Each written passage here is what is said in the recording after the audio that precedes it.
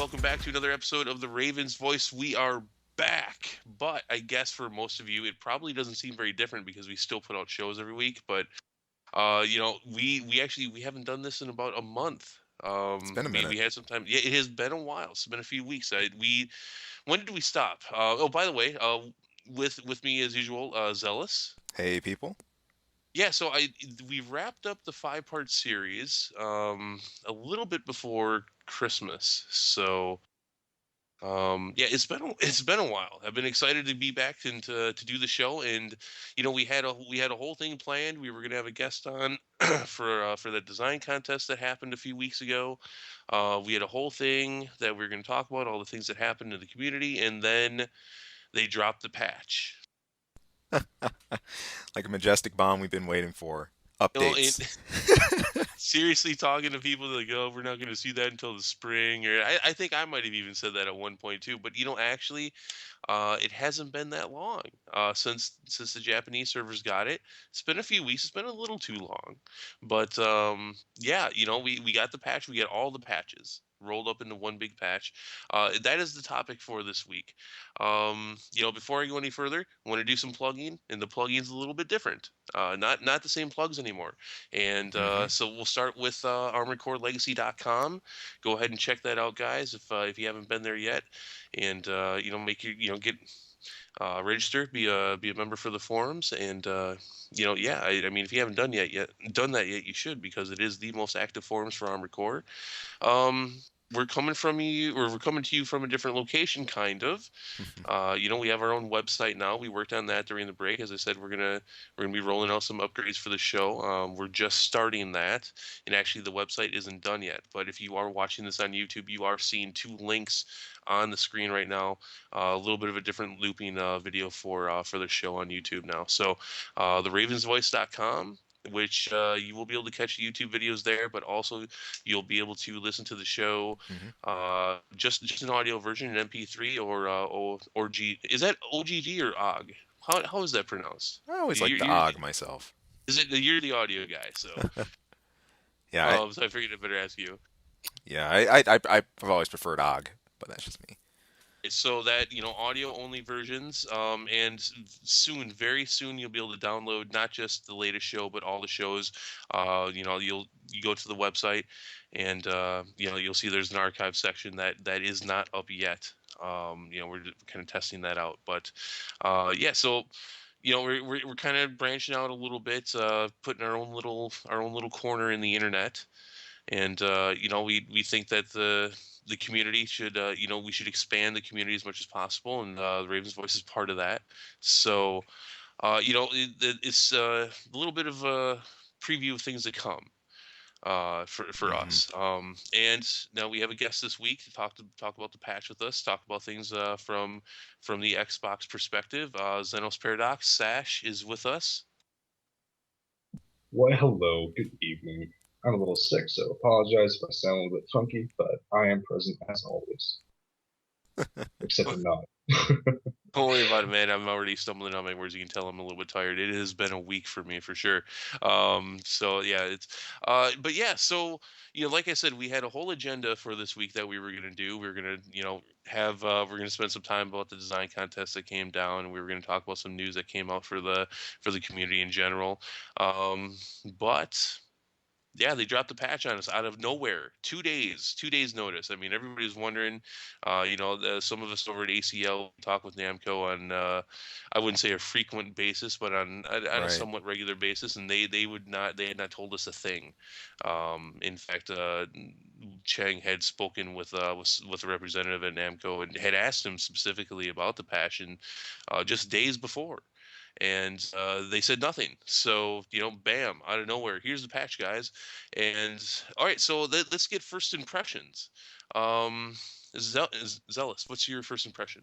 Yeah, coming into these patches, looking over the other changes we'd had on JP side, one thing that I wanted to really test myself to see just what levels of magnitude they had changed was the snipers, specifically the sniper cannons and sniper weapon arms. Now, for those of you who had kept up with some of the updates, you would have noticed a good while back that there was a change to the reticle mobility for the cannons, like while you're locked, as well as like changes to the reload times and everything. And these naturally you hear those things, and you know that's going to make an impact. But getting a chance to go hands on with that, it's it's pretty intense.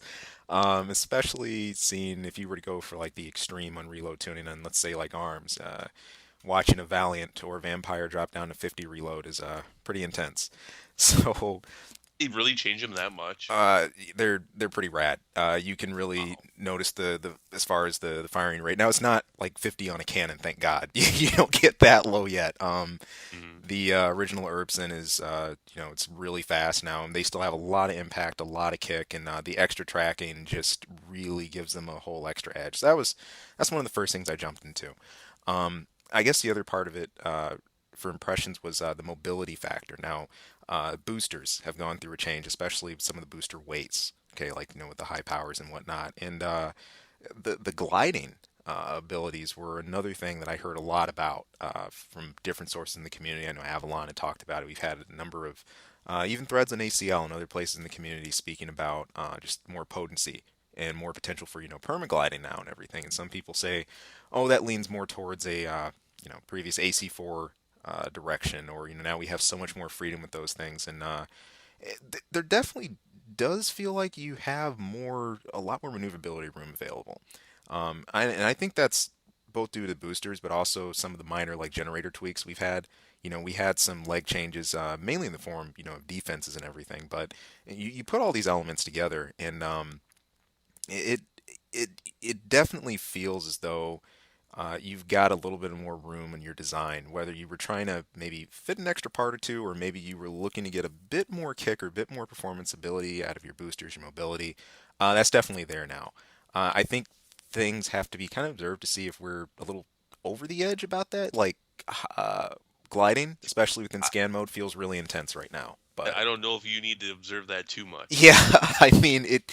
Some of this stuff is on the wall. I mean, we'll play with it. We'll hash it out. The community will have plenty to say about it. But that's very noticeable, and I think a lot of people would say that's a little too much. Okay, so Hmm. yes, Sash.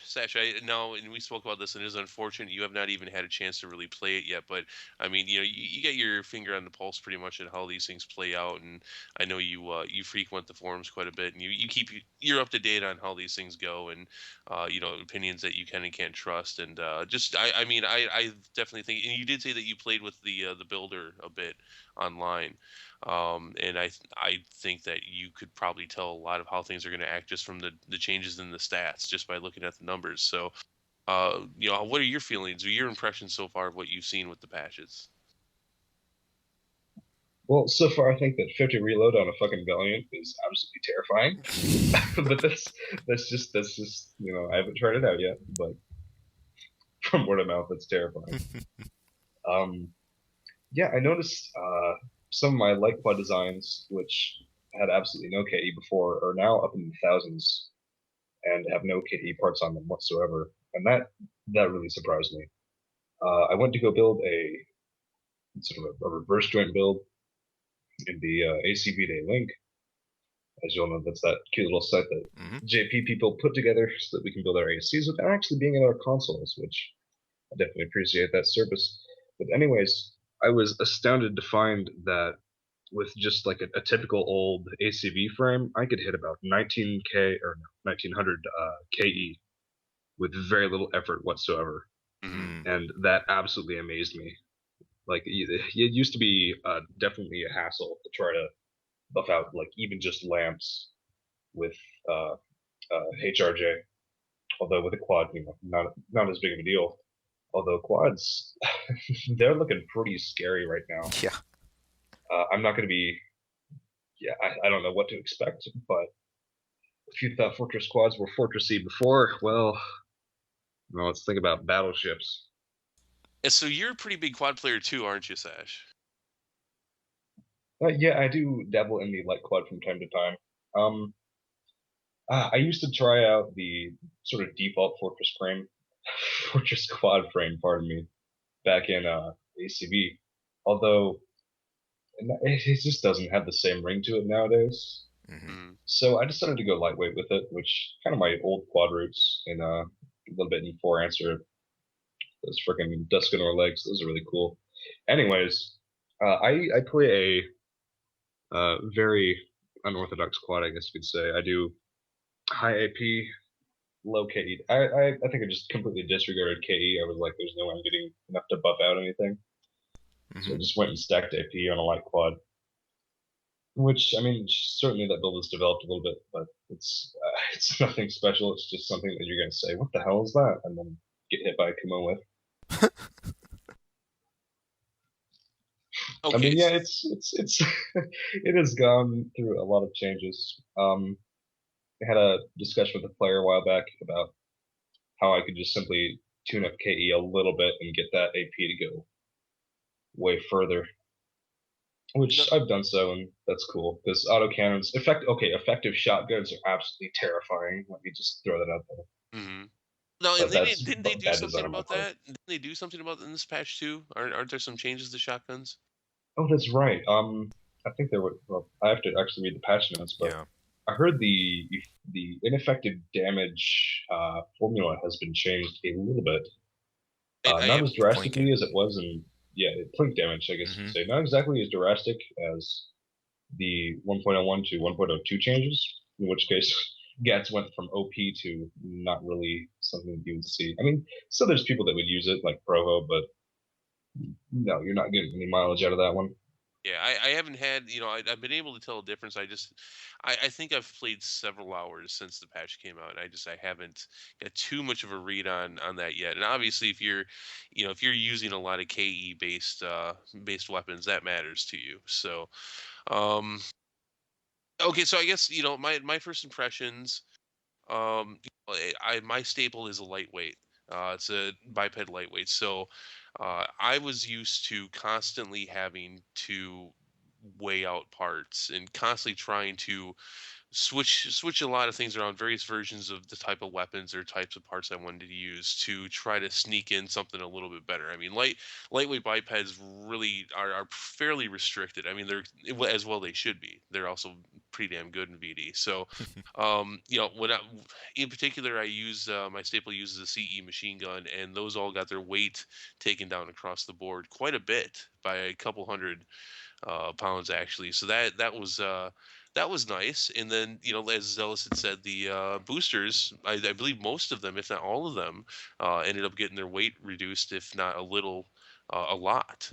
So I launched VD with the patch, and my lightweight had about 300 pounds that I could play with, which for a lightweight is that's like winning the lottery. Yeah. So Yeah, I noticed that actually when I was building an AC when I got home today. I was like, I wanted to use a Shinatsu mid. No, I'm Hmm. not one of those infinite glide booster people. I don't do that.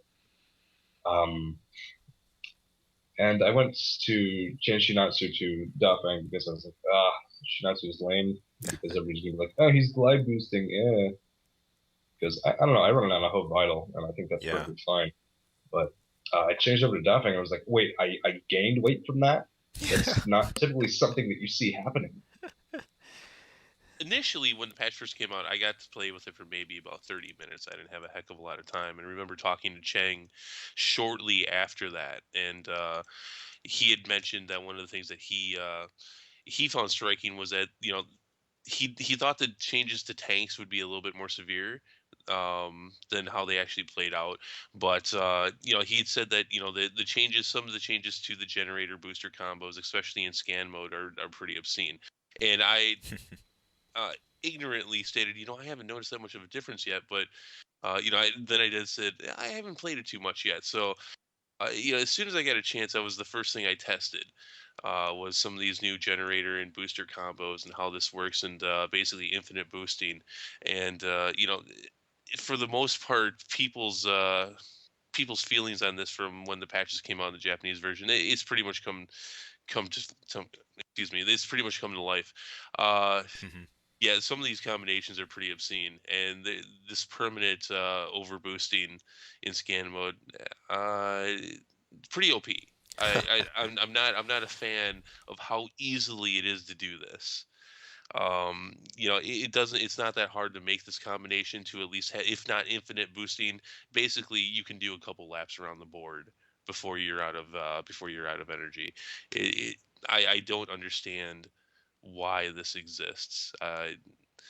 It's a little disappointing. We had people complaining about this when the patches came out in the Hmm. Japanese version. Besides that, I actually like the rest of the changes to boosters. I think they're pretty good, but we Hmm. are seeing in scan mode, this is a little ridiculous. I think at this point. Yeah, I agree. The game has kind of Yeah. been transitioning for a little bit. You could see over on JP if you followed all their changes. It's kind of becoming like, you know, five answer, dare I say it. Don't say that. But I mean, really, like, okay, sure, infinite glide boosting was a thing with Suzumishi and Shinatsu, which I mean, that's cute. It's easy to play around, at least in the beginning. Sure, it was hard. It was a little bit of a complex strategy to beat with no cover available to you. But I mean, you could certainly pull it off, unless it was like a heavy or something that was just chasing you down with those Right. dastardly little 3BRs and scary little jellyfish missiles. But you get the point. Although now that we have like this sketchy ass Cornelius Archibald legs that just shit on your parade no matter what if you don't have anything to do with lightweight reverse joints that have what is it? It's like base 205 normal boost with like a Dafang, and then in It's Shinatsu they're lapping you 30 times over before you can get in your head. Plus they're using rapid fire sniper rifles. Ooh, I mean I'm not looking forward to that. I mean I would definitely be okay with the state of infinite boost if they didn't touch amps because now you're making it hard for me to kill things right. and Right. that's not cool because traditionally the enemy of lightweight things is CE and TE and CE will get the job done but TE is just going to wreck shit and you're going to be happy about the effects you're going to watch them go down in a hail of sparks and you're going to feel good about yourself but you see when you drop from like what is it it's like 135% increase or 135% multiple to I think it's 121%, Arachide is not as dangerous. Like that old dastardly PMG that would melt your Mm. classic HRJ back in ACV, and that terrorized all of us until we figured out that we should just put TE defense on every build we've ever created, so on and so forth. I mean, that certainly fell out of favor when we got CEMGs in Verdict Day. Yeah. But no, now when you can like buff out Amp PMG on a quad, that's um, how Yeah. do you overcome that? Part How of do it, you plan to allow that? I think part of it makes you question where you want to bump your lockout points to. I think a common thing that's thrown around sometimes is especially in regards to TE defense. What are the tiers I want to get to until I can pretty much safely in my mind say I know I'm locking out this set of weapons or I'm going to lock out this part of damage that I know. But um, with those kind of mods, I think sometimes that can really throw a bit of a wrench or a bit of a curveball in exactly the way you're specking your defenses or exactly what to expect in that initial burst or what you're going to take. On top of the height and mobility we've gotten, I think a lot of this comes from the reduct of high boost, energy consumption. Um, it'll definitely lead to a little bit of reconfiguring. Then again, defenses have had their change and had their tweaks and their ups here and there, but I know personally I feel that's been kind of scattered a bit. I feel that I'm gonna have to closely examine a lot of those things to kind of see what are going to be good ideal points to get to, and I think that's going to be something across a lot of builds, not just for quad players. So It's kind of funny that you mentioned that because I mean, in these patches now, the international server got all this bunched up. So the if we haven't explained this before, this is four patches. It's patches 0, 3, 4, 5, 6, 7. I'm sorry, it's five because I can't count. I wouldn't So call it a patch. it's I'd call it a big mess of new content we have to deal with. yeah, I mean, this was an experiment that From Software did, and a lot of this came from, if it's my understanding, a lot of these changes were initiated by the player base in Japan, and some of this stuff they went with, but it's kind of funny because like they changed something, and then two patches later they either took it back to where it was or they twisted it so that it wasn't such a severe change. I think one of the more notable ones is the tank defenses went up and then they went back down, but they didn't go back down quite all the way. And you see this. I know, like for some of the boosters, they made it more powerful and then they put them back down again. And you see this in several of these things, so it's going to be kind of interesting. We're going to go through most of the patch notes here by the smaller patches, starting with '03 and go all the way through '07. So we'll hit the highlights on it and stuff. Pretty interesting though. I don't know if this was a good experiment though. I Hmm. we talked about this in our last show, and I went on a little bit of rant about it too, about you don't let the kids run the classroom and such. Um, I like to keep my video game designing to the professionals. I have no problem with Hmm. feedback. In fact, I invite any game company to allow as much feedback as possible. But I don't like overall the idea of a company saying, "Hey, we're going to let you do this," especially especially when the last time they did that. And I referenced this before. The last time they really just followed what the fans wanted. We got Armored Core 4, and I mean, I think all it's we can do just is chuckle. I don't know why you would go back to that well. So it's, or at least go to it in that same capacity. So I think what I would really like to see next time. What you really Um want to see is a return to Super Archangel Polarizer. Am I right? yeah, no, no. What I would like to see them what I'd like to see them do next time is be a lot more private about this. Don't be so open-ended about this. Don't really I don't want to see you stumble through this stuff. I don't want to see the sausage made here. I really don't. I just want to see your product at the end of the day. Yeah. It doesn't need to be all that. And we've been asked, some staff at ACL have been asked from time to time to give feedback on these things, and to give some more in the future. Okay, fine. And I think in a private capacity that's fine. But Jesus, I mean, Yeah. really, this just looked really bad from start to finish. And the end result here, you do have some people, in some capacities, a lot of people unhappy with some of these results. And again, I look to the boosting and the infinite boosting that we have now. Why? What was the Yeah, point of that's. this? I think you seasoned the good point. Like we talked about this when we did our Verdict Day show, or I think the House Verdict Day show, a little bit after VD's release, and we were just kind of speaking about just in general how you had more freedom.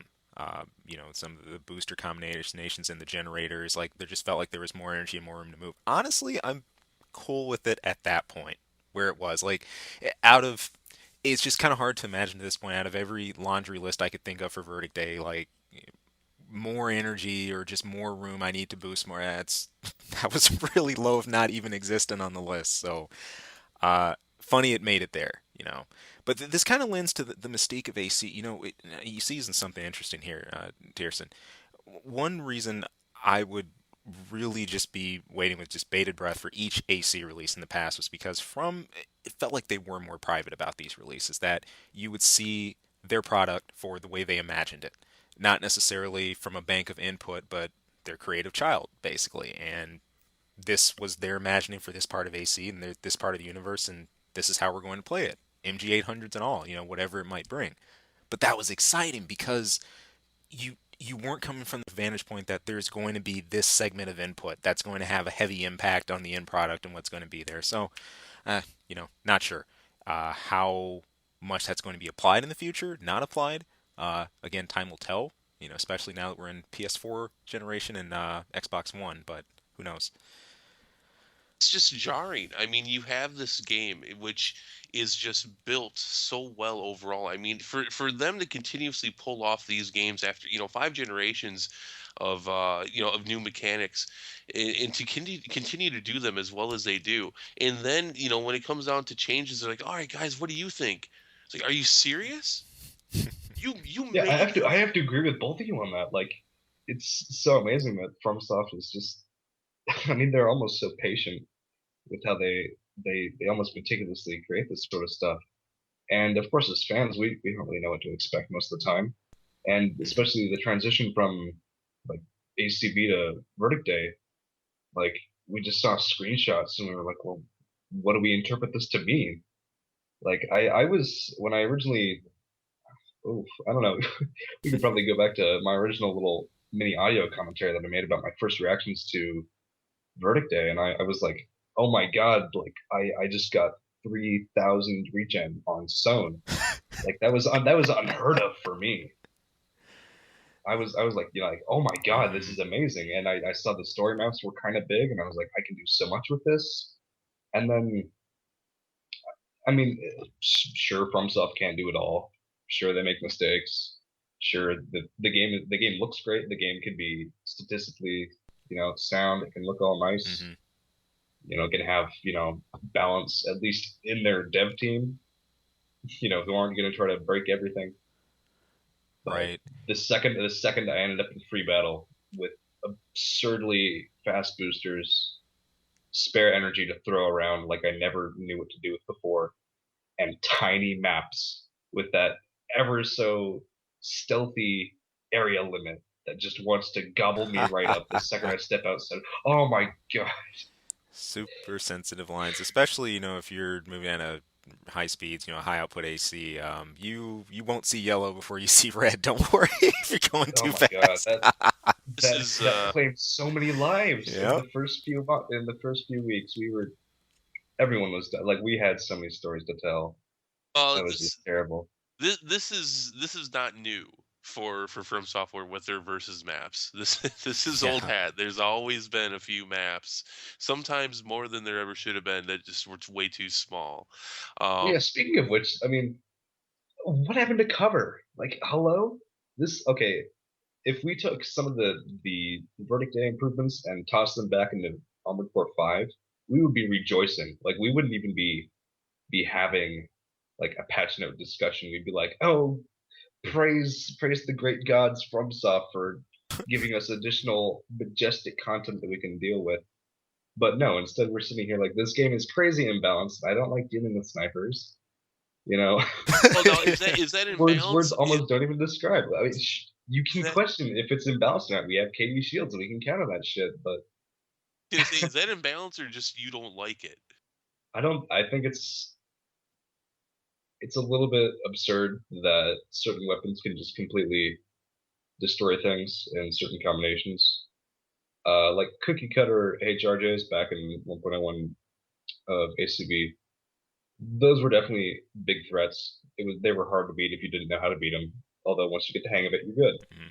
And then same thing with the cookie cutter Beowulf, Animus, 10A, ULG 21, Mhm. cookie cutter lightweight sniper or no midweight sniper, pardon me, that we had carving up in competitive JP, and then it came over here to the international servers. And I mean, you could beat that too. You could just play against the meta.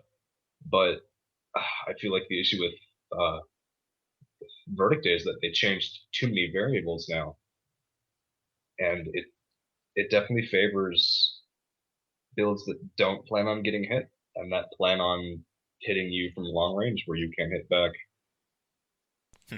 And I don't want to discount skill at all Right. entirely here Right. because I've tried to use a lightweight restraint sniper and I cannot do it for the life of me. Like, feel free to call me out on that. I'm incapable of using lightweight sniper. So It just this is doesn't happen. interesting because and we haven't none of us here have played over on the Japanese side, but we ask about we talk to other players and we ask about it on a regular basis, and the general consensus that we get is that they're a lot more cautious overall. They use cover a lot more, and they go a lot more for Cover? the What single. cover? I got to interrupt you. What Well, cover? no, I beg your pardon? well, and There's I cover think involved? this is my point is that I think a lot of what we're seeing, definitely in the patches, obviously, because they went out and got player feedback, and basically that's pretty much what they went with. I think maybe we got maps that have a lot less cover to kind of kick their ass out the door and make them go play outside, basically. Um, and that's the whole thing. That's why I called them out a couple months ago. It's kind of funny because you hear a lot of different things about the Japanese player base. For us, we do hear that either, generally speaking, the international and the U.S.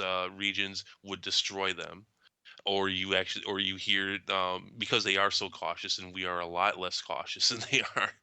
You have a fair amount of players like myself who will just go in there and kill because otherwise you're just going to stand and have a boring match the whole time, which I can't stand. Or you hear that they're so skilled and they're so great and they're so conservative, and that it's a plus. So I think maybe that's why. Well, and again, I think that's obviously why we saw a lot of changes that we did with this, with these patch notes. But I think that might be why we ended up with the maps that we did. I Mm. think, yeah, I agree. Generally, these maps suck. Um, it's kind of ironic because obviously, we plugged because they plugged that Yes. there was going to be 46 new maps in this game, the most we were ever going to have, and technically they're still there, but you get like what, 9 of them in free battle, and all the rest are random in conquest, or random to some degree. Um, And even then, you run into the same one twice in a row in Conquest. Like you do. I will always fight this same Korean team on the same map. There's no deviation. Well, and there are reasons for that. There are actual real mode or world mode reasons for the maps that you get. They will pick from a pool depending on the region and what team, the decisions that the team makes as far as who they will take on or who they won't and such, and which foundation or that they're backing up and such. So there's reasons for that, but yeah, it's a shame. And what I would really like to see is I'd like to see them take half a dozen of those world mode maps and actually grab a few of the Armored Core 5 maps and throw them back in and put them all back into the free battle. I think that'd be a See, lot of fun. and then I'm sorry to interrupt you, Tierson, but then at that point we'd go back to shouting, "Oh, praise FromSoft," blah blah blah blah blah. But even then, I don't know what we can do from that. Because can you imagine a lightweight reverse point sniper with these atrociously overpowered snipers that we have coming into this new patch on, say, executive? I'm starting to hear a little bit of a bias. I'm quite biased. I don't know. I want to go back to like what we were talking about, conservative play by Japanese players. And I have to say that once I learned that more conservative play style, it is incredibly hard to beat. It takes a huge amount of skill to outstall someone that's just trying to stall you out. Like you have to make all kinds of crazy predictions, and the guy that's playing defensively and grabs that AP lead and has a build that's capable of running you, just running you around cover repeatedly, it's very hard to break that. And if you're stuck in that cycle, then it can definitely be very difficult to rationalize why the hell you're playing this game because you just can't beat that. Yeah, I And of don't course, know. yeah, well, of course, builds evolve, but it makes sense that FromSoft would change that. I wasn't aware of that. That may have been a votive, but Mm. now that we have the changes made, and if we wanted to go back to that sort of cover intensive system, I think that some things that we might take for granted right now might just become too terrifying to come to terms with. I don't know if it's all that tough, really. I mean, I remember War for November, and half the time with the teams I would end up getting in, if they weren't aggressive players, they were very passive. If I led the charge in, to the other team, which was also being very passive, and which was also kind of stalling, if I led the charge in, which I normally would, just because I can't stand that shit. I am an aggressive player. In my experience in all my years with Armored Core, it does not really get you anywhere good to not be aggressive. Generally, if you're too passive, somebody's going to come in and kick your ass quicker than you know what happened to you. That's just been Unless it's my the tank, experience. Yeah, unless it's the tank or Fortress Squad that's got yeah. I turrets. mean, obviously something that's built up for heavy defense. Right. That's a different strategy overall. But Yeah, so I mean, overall, my point on that though is, I would end up in these matches, and I would, if we ended up kind of in a stalemate where neither team was really doing a heck of a lot. I would be the one that would push the fight forward. I would be the aggressive one, and it met with mixed results. Sometimes it worked, and sometimes it didn't. But my point to that overall is that I'm not so sure a stalling or a conservative Hmm.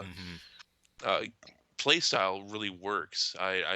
Again, in my conversations with people who have played on the Japanese side, they've both praised it and they've shunned it, saying that that overall they feel that the Japanese base has a lesser quality of player base overall, because so many of them do it. They feel that they're doing it out of fear, whereas other players have told me that they do it out of skill. Um, Interesting to note. Either way, I will call them out again. Japanese players think they're so great. You should bring it. You get enough of us over there. Come on, where are you? Grab a copy of the international version. Come on over. Let's see what you got. That would be a sight to see. Yeah, I think what I want to interject there, Tierson, is that there's a big difference between one versus one play and team play. And the sort of a conservative play style, it works in both. Team, not so much. If you're in a small team setting, conservative play is amazing. Like 2v2, you can just run around the map and it's all about positioning. But then when you Talking, get into like, go ahead, sorry. I was gonna say, I guess I'm talking more on a situation where it didn't seem like it was a plan. People just didn't want to move. It's kind of funny for me after playing Armored Core for so long that people are still afraid of getting their AC hurt. Yeah, there's definitely there's conservative play and then there's stagnant play, and there's definitely a big difference there. What I would say about like conservative play, you're not exactly attacking, but you're always on the move. You're always getting to a better position. Stagnant play is where you're just sitting there in cover waiting for the other guy to make a move, and that's dumb. That is certainly dumb. And that Like that I, brings no, go ahead. that brings in the question: which one is it? Yeah, Which it's which one definitely are hard to say. which one's going on over there? Overall, in all my experiences, I have no reason to believe that there's anything really different going on over in Japan than over here. I wouldn't really care to find out. Certainly I want to play all these so-called skilled players. That'd be a lot of fun. Although what I really want to try to figure out is like what are their team strategies different from ours? Mm, Because I know 1v1 is essentially the same. We just use slightly different builds. But right. like for me, when I tried Conquest or World Mode, I should say, in Verdict Day, um, I had like a semi-conservative, like I'd say a balanced team. Because whenever I lead Conquest, I want to be a tank, so I can sort of just sit back, enjoy the firefights, and then sweep the enemy team whenever he's weakened. Kind of a Sith Lord playstyle there, but whatever. And that's extremely effective if you just save the hard hitting component of your team for later in the game, and then destroy everyone when they don't have the AP to sponge your heat cannon rounds. I mean, I don't understand why people would be so concerned with just chilling out, not doing anything. In fact, I have maybe like two or three different little taunts, in that ready chat menu to just toss at people in free battles that aren't actually attacking me. But regardless of that, I think we have to make a segue back into what the patches have been doing to this, trying to change or Hmm. Right. help support these playstyles. And I mean, what do you do when we have tank defenses at an all-time low? Or well, no, I mean, not exactly low, but in comparison to these two new, absolutely draconic weapons that I'm dreading to run into, is that an upgraded Tansy and an upgraded Strakoza. Like that just puts the fear of the Lord in me. Like that is unresisted coverage. Like, oh my god. It's like having a sniper rifle, except you don't need to worry about dual subs. Oh, that's insane. Like, okay, Strakoza and Tansy were amazing beforehand, but when you hit 1800 attack power and like 2800 attack power, Brutality. oh, there's nothing you can do. I'm gonna have to trash all my tanks. There's no way that I'm living any of those hits. Tanks got hit the most in VD. I mean, just about everything going from five to VD. Tanks got the least out of it. I think just about everything else got improved or stayed the same. But tanks really did. They came into VD weaker, and I bring this up because I mean I definitely felt it when I first started playing, but I still see a lot of tanks, especially in Hmm. conquest. They are still out there in numbers. It's interesting because I know it was a big complaint when VD first came out, was the how slow they were, and just like you were saying, statistically, they don't have the defenses that they should have in comparison to what all the other leg types and weights are getting. They aren't the same. They aren't where they should be. And it was, I know, and again, this comes to the patch because they buffed them and then they nerfed them. And when it came to everyone else is generally faster, generally has more energy, or just their ability to boost is better now. Tanks got nothing. Yeah, well, I think Tierson, or pardon me, what I think there is that just tanks are a mixed bag in Workday. In five, we could definitely say that tanks were very strong. The KO Hmm. cannon was definitely borderline overpowered. You had all the impact, all the attack power, all the muzzle velocity. The only drawback was ammo. And tanks in Verdict Day, they're only firepower. They're not even a tank anymore in that sense. They're a support Mm. unit that just shows up and destroys, one or two ACs with a pulse cannon or something before succumbing to a flurry of Strakoza fire. And Which speaking of that, that's when you have normal AC. I want to call it small arms fire that's outclassing these big, huge, you know, auto cannon or normal cannon or even heat cannon, laser cannon shells that are just in any normal situation in Armored Core 5, if a tank was out in the open and you were stuck in cover and pinned down by that tank, you weren't moving, like you weren't going anywhere. Now you can just show up and you can just pop right out and damage race it. Like, and oh, the changes from, I think it was point oh 0.02, wasn't it, the one before all these other patches? They did change things a bit, and they went, and in my opinion, they went a little bit too far when it came to ineffective damage.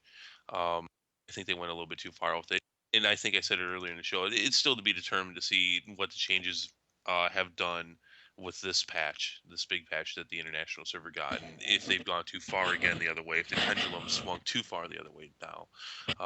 But I definitely think they were too weak. Um, yeah, it's weird, Yeah. and I agree with what you're saying overall with tanks. I mean, they don't feel like tanks. The irony to that is that with weapon arms, they brought in a very cool ability where you could hanger cannons, Hmm. which was something that nothing could do, not even tanks. I mean, tanks could use them differently than most other sets of legs, but then they brought in weapon arms, and they're so weak defensively. Oh my god, it's they're assumed to ACs everywhere. It took me the longest time to figure out how to buff out PMG with the stupid TE resistant weapon arms. with the patch. We had a big weapon arm show a couple months back, or a few months back actually, and I gave them a really low grade for a couple reasons. One of which was their armor. Their armor, along with their defense, is so weak. I will take my grade for them from a D minus to a D at this point because I Interesting. think that's justified. Yeah. I mean, all I'm seeing right now is improved BAP. the AP was improved, and it's a solid improvement. I'm not going to take that away from How the. solid is it? I haven't checked. I don't know the actual numbers. They're pretty good. In fact, that you got a lot of weapon arms out there now with about 4,000 armor. Their defenses don't look like they did much with that at all. But the AP is solid. I'll take them up to a D. Now put those slots back on them, and you'll get a solid C, maybe even a little higher. There's no Oh man, reason I why. want to use friggin' sniper cannon weapon arm with VTF shoulder or no spread missile shoulder. That would be GG. It'd be nuts, man. But as far as where they sit, yeah, there is some interesting variants. A lot of them aren't. They're no longer like not riding that. I'm just barely 4K line. Some, if they're not under, they'll be well over that line for armor. I mean, you can look at like the heat cannon arms, the PO8s. Like those are Uh, it's well over 4,700 armor. I mean, on those now, and I mean, Sounds tasty. yeah, I mean it's getting there. I mean the laser cannon's about 4,300, a little bit over that. So it's there, but again, the shoulder slot fantasies with these, you can go on about that all day, man. I I mean, know it's not going to happen. It should though. no, It should. exactly. It So should. And in all honesty, they need to take a rule out of one of their older books in Generation 3, and maybe just only allow smaller types of items, or maybe even only some categories of shoulder slots. Something but they should exist. You should not be losing the ability to use all shoulder items because you're using weapon arms.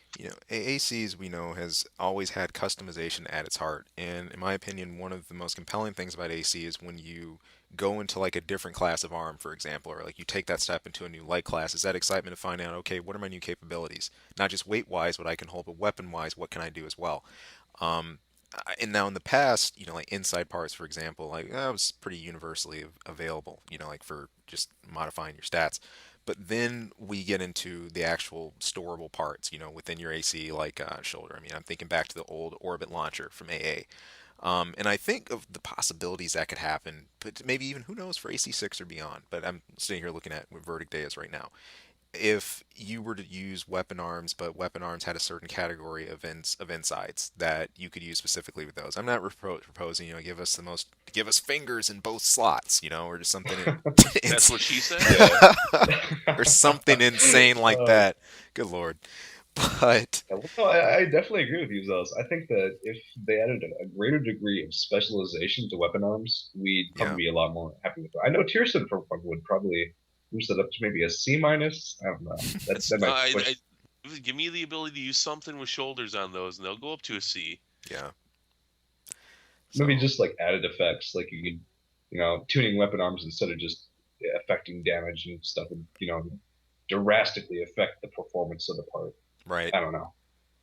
right. Overall, I just see the same thing. I mean, there are obviously some very different weapon arms, Hmm. very different variations, but to some degree, and not a small degree, not a huge one, but to some degree, every weapon arm still feels the same.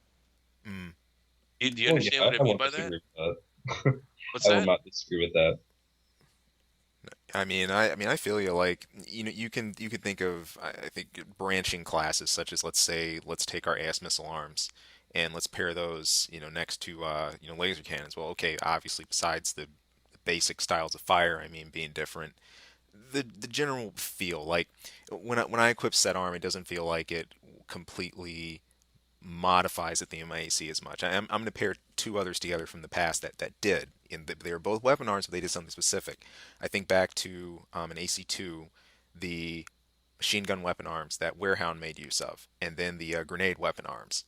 Now, those, okay, yeah, they were both in the weapon arm category. Yeah, there's just different types of rounds they fire. They're both solid. But that was pretty drastically different in the way that you'd make, use of them. Barrage versus obviously like, the grenade arms themselves led to amazing jousting tactics you could pull with those. And those things were unbelievably painful if they stung you. But as far as, what we have here and what we have, presented in categories, I really think some of it comes down to maybe the defenses. And where they say, there's a completely defensive game in 5 and Verdict Day than what we've had in the past. You've gone beyond shell and energy to 3 set categories, and you run against, I think, a certain class of armor, depending on what you're bringing to the table and depending on how you've tuned it. Eh, you know, it's either going to be Yeah, negligible or it might have an impact depending on how bad you broadside somebody with it. But that's pretty true. We're playing rock paper scissors now. yeah, Except in some situations, you will not have access to scissors, and your opponent may be a mountain instead yeah, of a rock. yeah. I think in the long run, how agreeable I think that is to have the rock paper scissors analogy with an armored core have lockouts happen. I think that'll be a story that's going to be told in a greater arc. I think of AC history. It's something I personally, as a player, was very adverse to coming in AC. It's what it's. I'll accept it. For the way things are. Verdict Day and 5. It's what we have now. It's what we're playing out. But From's got a shot to reconsider things for 6 and beyond. I'm not going to linger on this too long because we're not even talking about 6 yet. But use We're not some. even talking about the No, patches. I know I'm tired of the patches, but use some of that budget coming from Dark Souls and everything, and hopefully we see something pretty cool around the pike. So No, I think this is a good time to take a break. yeah, I think as far as general conversation over the patch, we've diverged, but I think even in our divergences away from specific conversation in the patch, it's all related to it. yeah, So I think this has been a good discussion. But let's take a break. sure. When we come back, we'll get into the nuts and bolts about it. We'll start talking numbers. We'll start talking specific changes. We have a couple announcements coming in the second half. So yeah. All See. right. Well, yeah, we'll be back.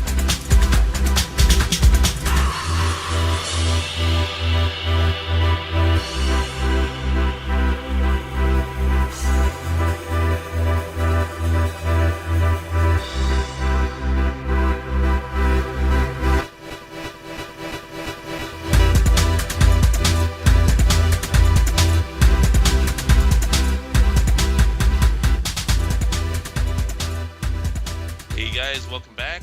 All right, we're talking about the patch. A lot of discussion about that, and like I said, we're coming back. We're going to be talking about the nuts and bolts about it. Before we get into that, though, I did forget to mention this. It probably make it into the second part of the show here, so hopefully this didn't miss too many people. But not.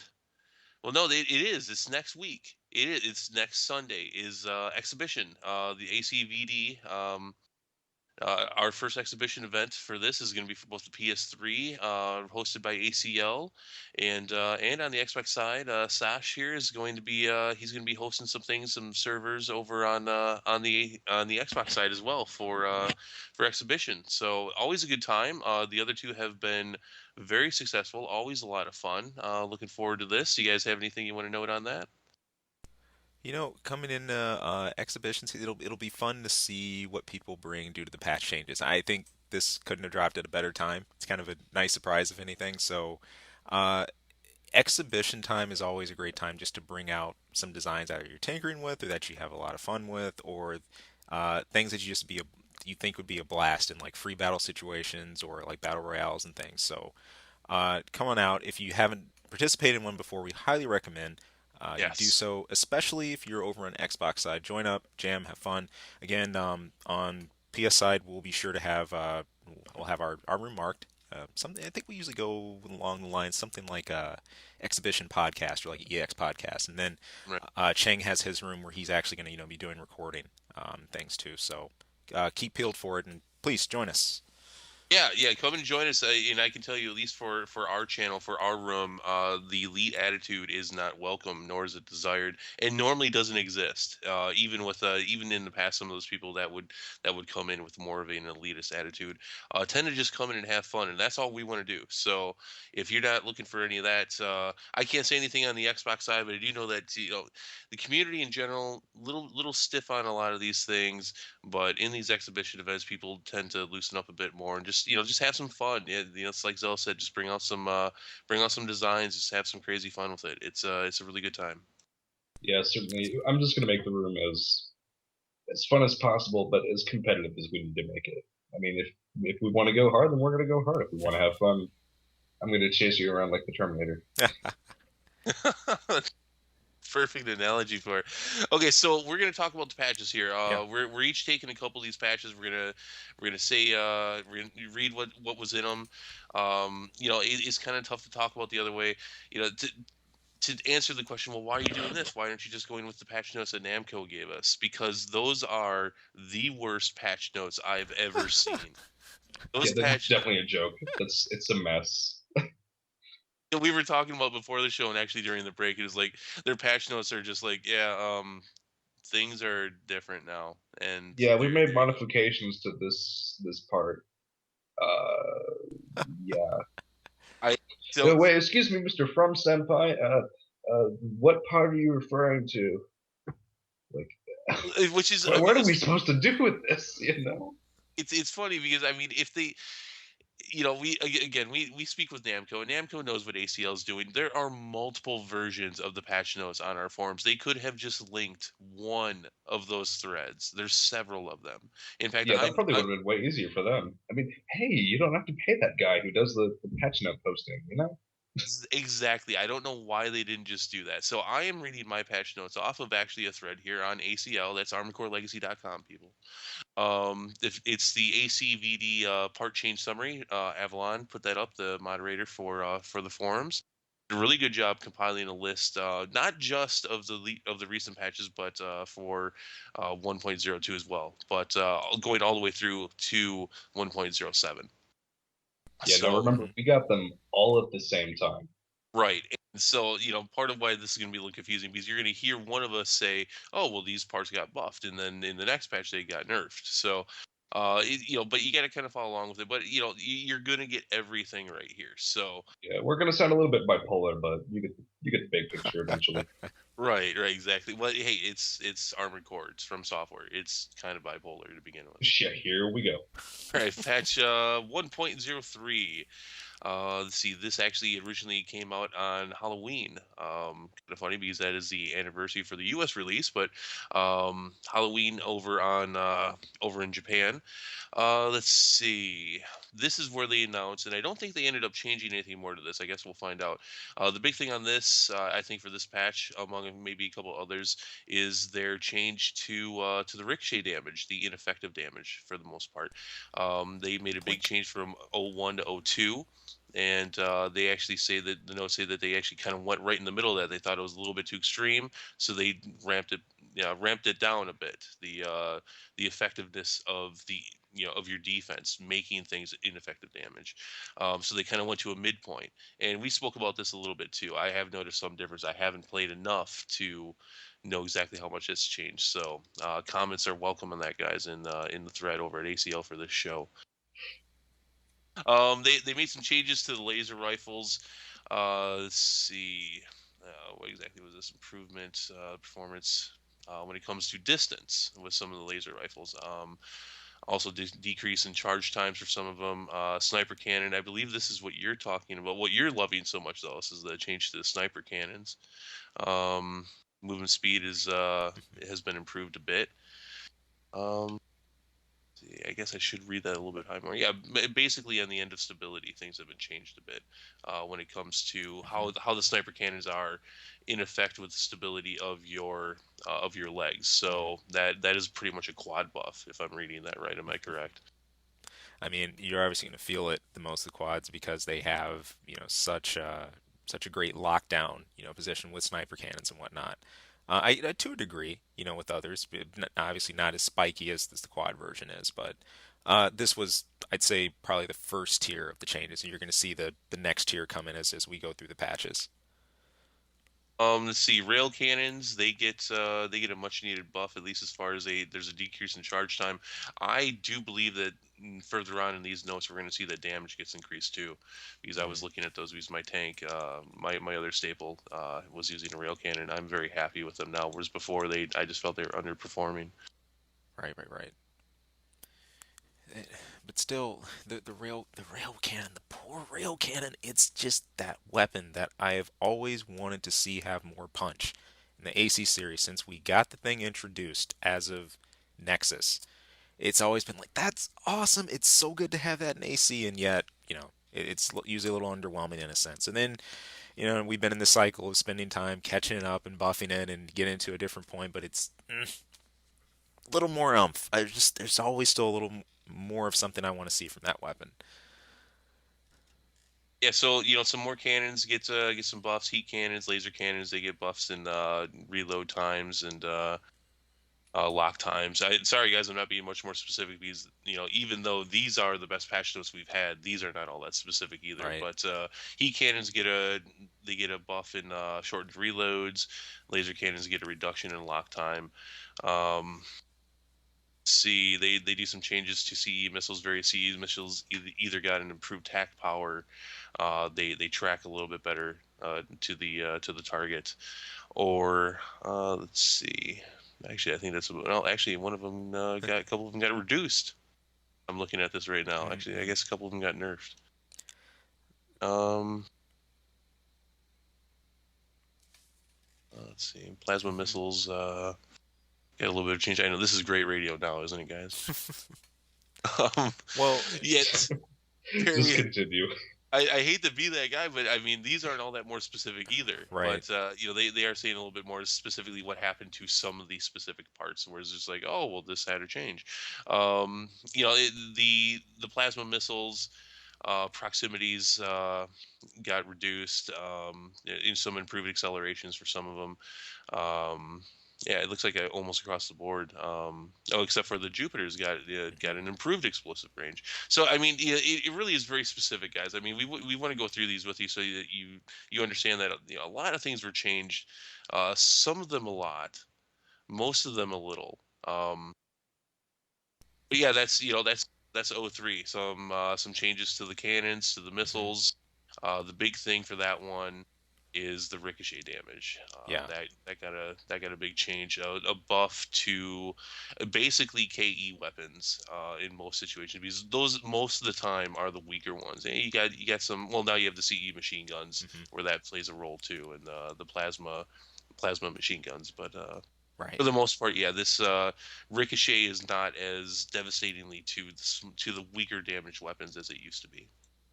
Yeah, these notes all point to something that I've always liked about the AC community. We've never had a information to us on a silver platter.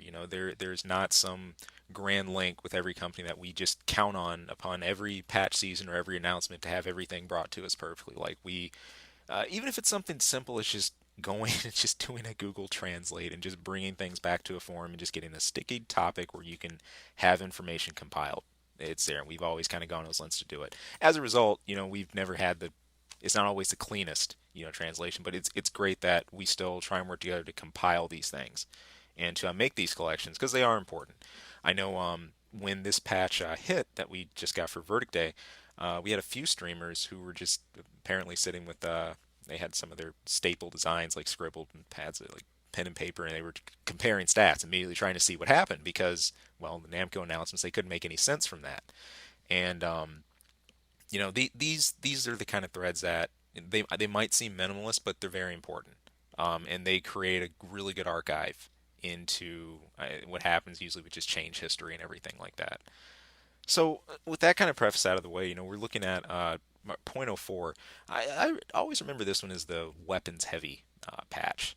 And I say that, because you go into these, and besides a very, very minor adjustment to reverse joint heavies, specifically in terms of the movement control and the KE defense, this one's about weapons all day long. Rifles, sniper cannons, list goes on into the missiles. But as we're talking about those, I want to take a quick spotlight on sniper cannons. Here's the next tier of their enhancement. I was talking a little bit about this during Tiersten segment for point oh 0.03. This was the patch where we had the reload correction for sniper cannons. These affected, Crate, Yakumo, a lot of the ones you're going to recognize right off the bat.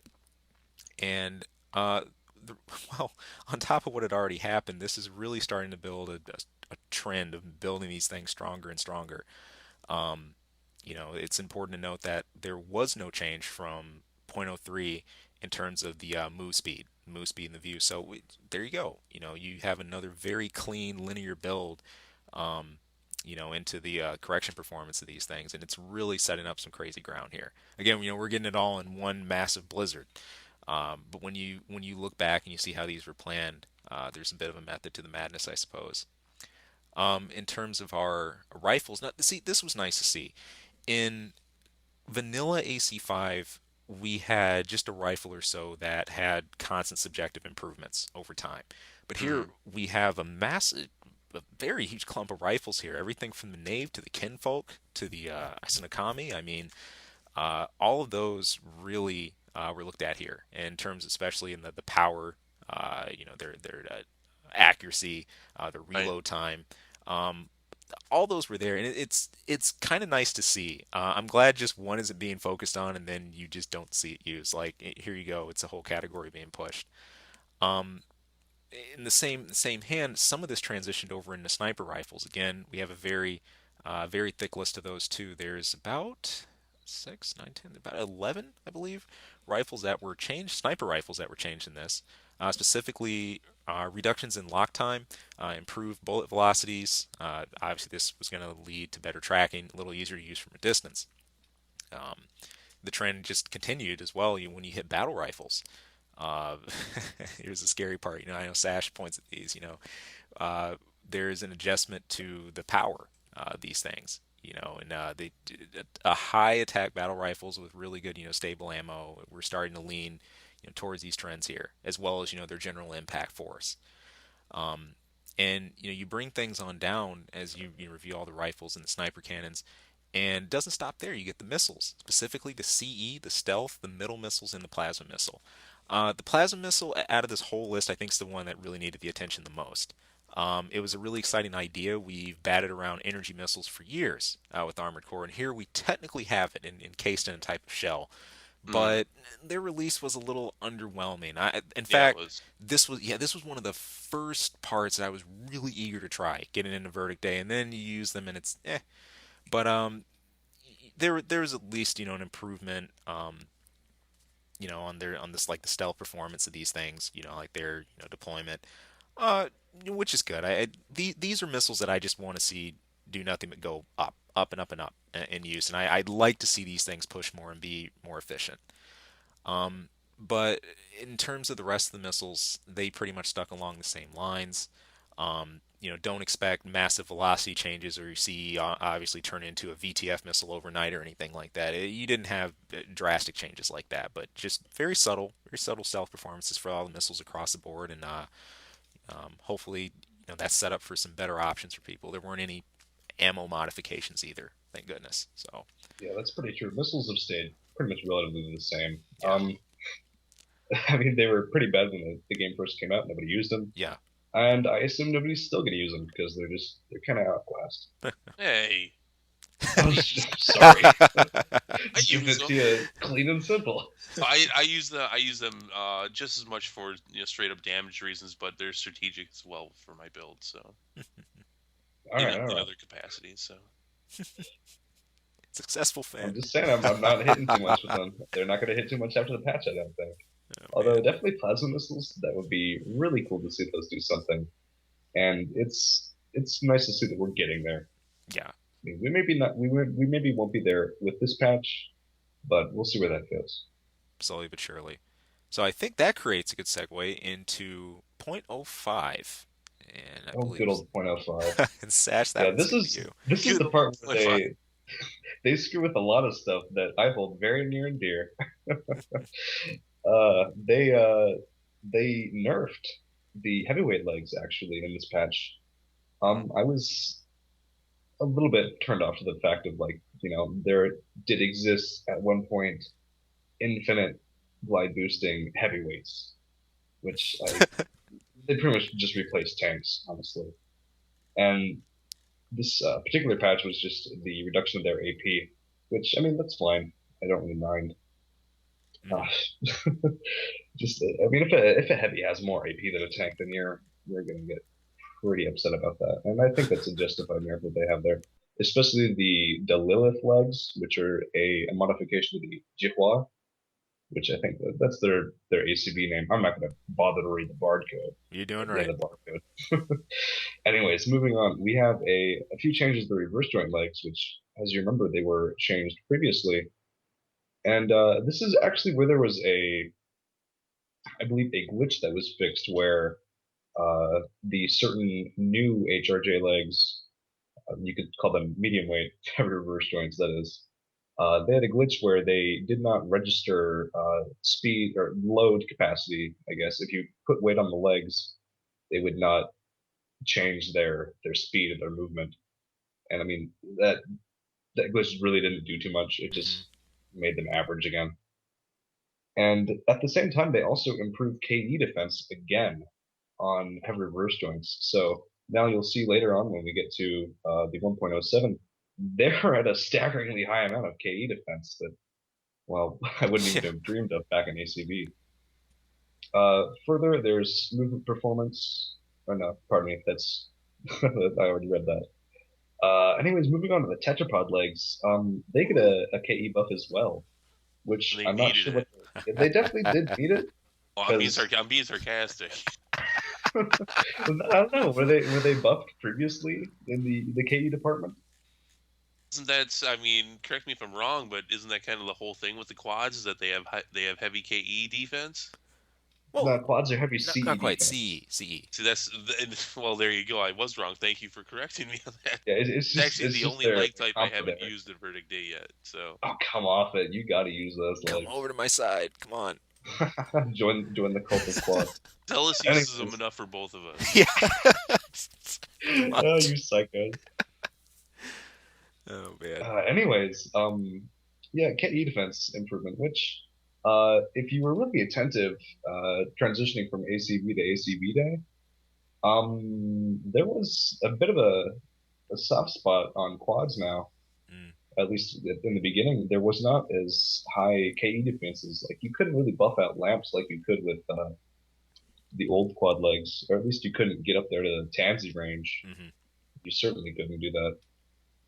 Moving on, they buff tanks again, which this is I think where we see the really like the shining tank performance, where they just show up and there's nothing you can do about them but will them down with ineffective weapons, or at least semi-ineffective hmm weapons. Moving on, we got rifles being changed again, and this is specific now. I believe Yep. this is Jessup and the uh, Valdosta rifles, which are hmm sort of story mode rifles in Armored Core 5. But in Verdict Day, they are turning out to be quite the Lamphord replacement. They've got very, very low reload time, and their damage output is certainly comparable. The Valdosta, I'll read it off here, the barcode of the 130 is, it doesn't do a lot of damage, but it sure hits fast. hmm And same thing with its older brother, the 222, although that has about 1480, no, 1428 attack power, if I remember correctly. And so that will actually hurt you.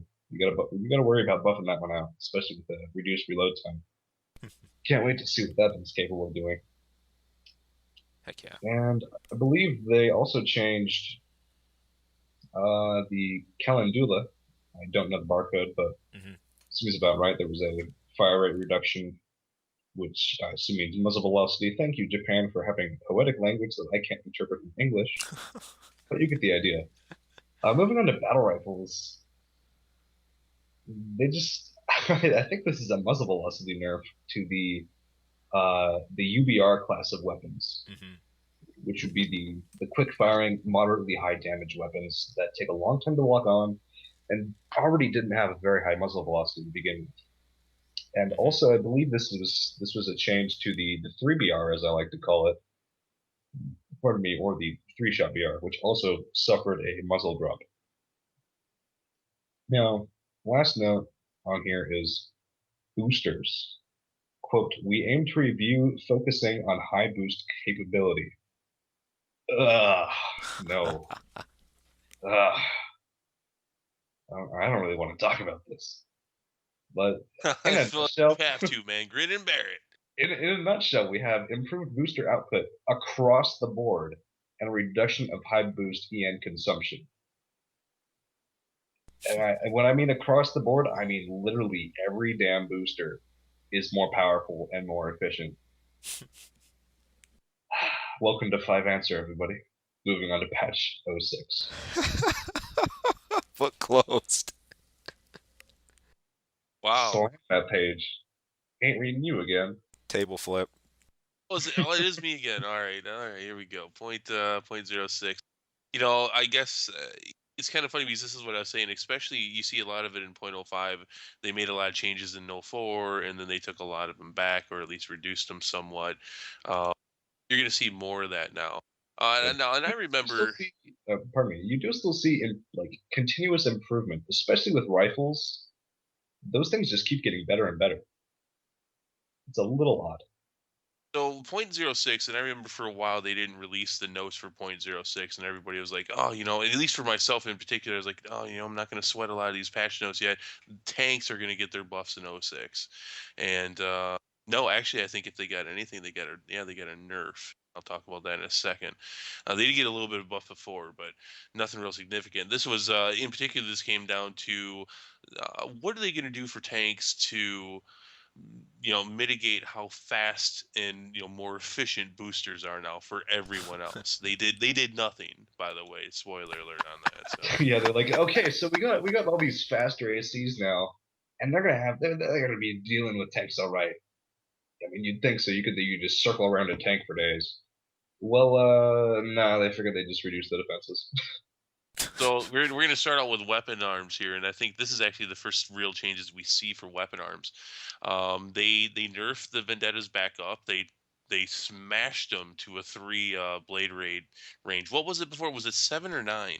I think it was like 9, and Nine. an accuracy spec you hit 11, which was Yeah, dead this is everything in ridiculous. existence. So they take them from 3 to 5. So which I think is I think that's fair. reasonable. I mean, you go from like, oh, you see a vendetta on the enemy team, it's like dun dun dun, but no, no, no, perfectly fine now.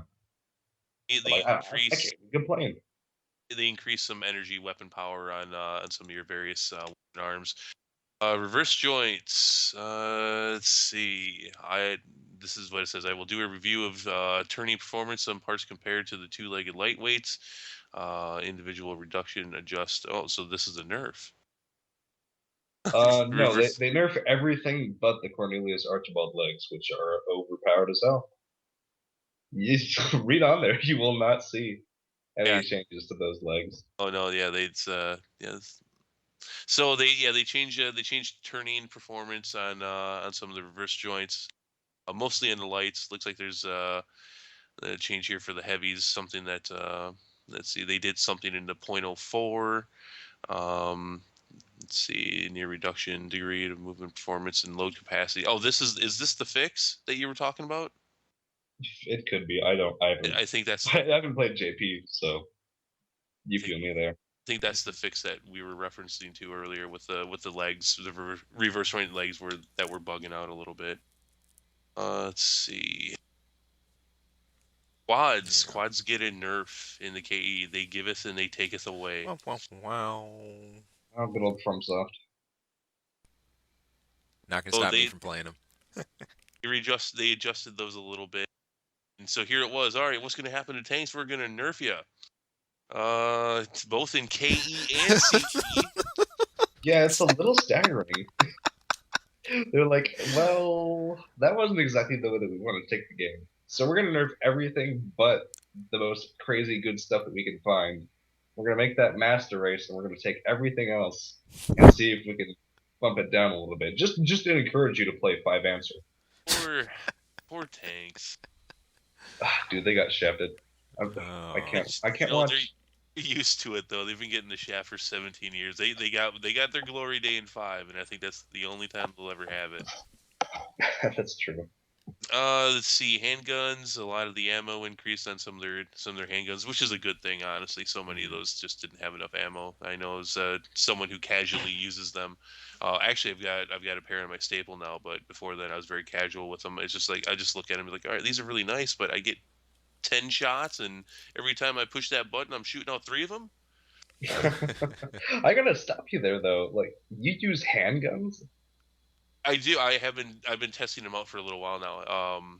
Okay, testing. Okay, I Well, yeah, got. but I'm pretty solid with them. Yeah, I'm dual handguns right now in my staple. Again, You remember, realize they do absolutely nothing. Recoil no, resistance is so atrociously high. they used to do absolutely nothing. They actually do quite a bit now. Well, quite a bit more, I should say, since the reduction of. Can you lamp eye? I don't see anybody pulling lamp eye off. Can you break armor? Can you stagger a lightweight reverse joint out of the sky? No, that's right. They got like 2K recoil resist. Not Sorry, I looking. got a facepalm up front, so. I'm not looking so much at the stagger. Although when we were testing stuff out the other night, I was asking you about that. But no, they're doing a lot better now. I'm not married to them, but I'm enjoying them. They're a lot of fun, and so I'm enjoying What, that. You might not be married to the handguns, but your relationship will not last very long. I'm sorry. Well, yeah, we'll see. I mean, I gotta put it out. I'm a huge fan of rifles, and on my lightweight, I'm finding it kind of hard to go dual rifle, which is something I'd like to do in general. Just as a weight issue. So I switched to handguns for a little while, see how those work for me.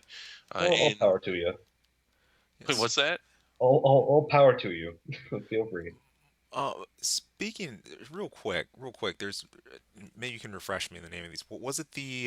Oh goodness, I think it's called like the Akigiri now or something like that. But they were it was like the Uzis that were ridiculous Oh, dude, those things. for a bit. They had a short heyday, and Yeah, they did. I'm totally forgetting their vanilla 5 name, excuse me, on those. But that I think was we that could was check that if we just go back to point oh 0.02. yeah. So all right, so But continuing on anyway, here, go ahead. you got a little bit more to go here on Yeah. oh 06. Yeah, that's right. Let's see, you got rifles changed yet again, an upward adjustment back on the rate of fire. So I think that's the second, and maybe for some of them even the third time that's been altered in these small patches. Um, let's see. I mean, actually, that's just one of them, I guess. But they continue to change some rifles. Some battle rifles get a change back to the Hmm. rate of fire. Let's see. By rate of fire, they mean muzzle velocity here, because Yeah. there's no way that a battle rifle will have 398, or pardon me, 389 reload. Right. Right. Good Just gotta Chung. point that out. Good Um, Chung. No, this one confused me. This is probably one of my favorite ones of this patch. I didn't really understand why, but I didn't argue with it because again, it gave me a lot of free weight on my lightweight. Heat machine guns, Hmm. weight reduced across the board. Mm. A welcome change on my part, although I didn't think that they were too heavy to begin with. So, Yeah, that is pretty cool. Although you should see what they do later with laser blades. Whoa, Oh, that's coming. about Yeah. that one. Man. convergence of trajectory for pulse guns. Someone explained that one to me. That means that okay, so when a pulse gun fires, it fires out all those little pellets, similar to a shotgun. Hmm. That is the spread of those. And you'll notice later in .07 they nerf amps as well. So the entire playstyle of pulse gun or amp pulse gun is essentially nerfed. I mean, that's like saying, hey, we want you to use rifles still, but we're going to increase the lock time or something. Just Hmm. it seems very minor, but when you take into consideration what all that means that now when I want to run down your lightweight and pulse gun you, since you have no TE defense, I'm both doing less damage and also hitting you less often. Hmm. Interesting. That's just I'm gonna that's play just my around with input on those. that one. Yeah, I think from what I heard, it reduces it to like an absurdly ineffective amount. But again, we'll have to see what happens. Yeah. Couple laser rifles get their maximum charge increased. I think a couple patches previous, some of them, maybe even these same ones, got a decrease. So let's see, upward adjustment to the rate of fire on some cannons. Or are these just cannons? Yeah, these are just the actual cannons, Hmm. not real cannons or sniper cannon, but the actual cannons. So I'm gonna have to look into that because wasn't that a huge nerf from 5 to VD? Was that the cannons basically got nerfed into the ground? It wasn't exactly an intentional stat nerf, but it was the tuning. Is that you could no longer have all the desirable stats with one tune. You could only get So this what happened was um, when you spec for reload in ACV, you got both reload and lock time reduced. Now lock time is governed by accuracy, mhm. which when you spec for reload now, your lock time goes it's just through the roof. Hmm. So cannons, not gonna do it for you. Okay, so that doesn't really fix them. Oh, that's a shame. No, I mean they're still usable. You can lock down a midway to cross the map with them, but Hmm. I wouldn't get too psyched about them. Or changes the missiles, KECEs, plasmas. Let's see, KE's got an improvement. Uh, I'm not really sure. The adjust the proximity fuse distance. Yes, this is where they fix VTFs, I believe. If you didn't know, you could fire a VTF at a target that was backpedaling, and it would simply fail to hit. Oh yeah, It I've would seen it. not We do were any just damage. Yeah, yeah. So they're adjusting that so that it apparently does something now. was just talking to somebody about that just last weekend. Let's see, improve the performance induction of middle missiles. Um, Induction, good old poetic Japanese. yeah, okay, so something I changed don't there. know what that is. Something changed. Plasma missiles. Let's see, improve the performance of induction. Yeah, same. Something happened. Something Um, happened. Ugh. high output types reduce the adjustment capacity of energy on the following parts. One of the generators uh, went down. Yeah, that's the Capacity. Suzumushi, which with which you would try to use the infinite boost combo. That essentially, I think that just makes it even more of a niche use for that infinite boost, since now, I mean, that's about 10k that you lose. Yeah, that is exactly 10k energy cap that you Yeah. lose. That's about one full high boost. Hmm. And you skipped actually the E and amp nerf, which I thought Oh, came shoot. Sorry 0.07. about that. Sorry, I'll let you cover that No, one. that's a big one too. No, that's really bad of me. That's I've seen some people talking about that in the forums. Yeah, reduction in the attack power increase for the amplifier. Just one of them, isn't there? Two of them? There's two. There's a range one and a damage one. And this patch in particular, this change, kind of a big deal. Yeah. Like Hey, I don't think that we'll be able to feel the full effects of it until we really get far in the game and we figure out like, oh hey, I can buff this out, or I no longer have to worry about this sort of attack style. Like for me now, I don't even like there. There shouldn't be a reason for me to run Tolema because I can't get cheesed by dual amp PMGs now. Like that's a little staggering. all right, and then finally, I thought this was a nerf at first, but no, it's not. More buffing to the boosters, reduction adjustment of high boost consumption for two of the boosters. So they got buffed pretty crazy in the last patch, and then they just weren't done with some of them. Some of them just weren't OP yet. So Yeah, that smells like Buria and Dafang right there. I'm dude, just that's looking at crazy the that you can look at those crazy names and convert them to, and you're probably right to what they were called in five. It's well, nuts. it's just whenever I like I can't tell you what recons I use. I don't know that, but just using the ACB Day link site, and since most of it's in Japanese, I only recognize the English characters. So I guess when I see the image of Buria, I think whatever the hell that is, BOC dash such and such. Which Right. just earlier I was harping on that how I can't read that, but it seems that I was wrong. But no, I mean, it sticks in your mind. I think another cool thing that helps, especially with the high powers, is there aren't many in the high power category. So when you start looking along the lines of like how those parts tend to flow, and generally like where they set, because they're kind of stacked. Before in vanilla, we had uh, just our two, but now with the addition of Tokonatsu, you're looking at basically three, excluding the initial junk part. But yeah, hey, use your builder. Props. All right, Zels, why don't you Here we wrap go. us up with point oh 0.07? So here we go. Point oh 0.07, the newest kid on the block.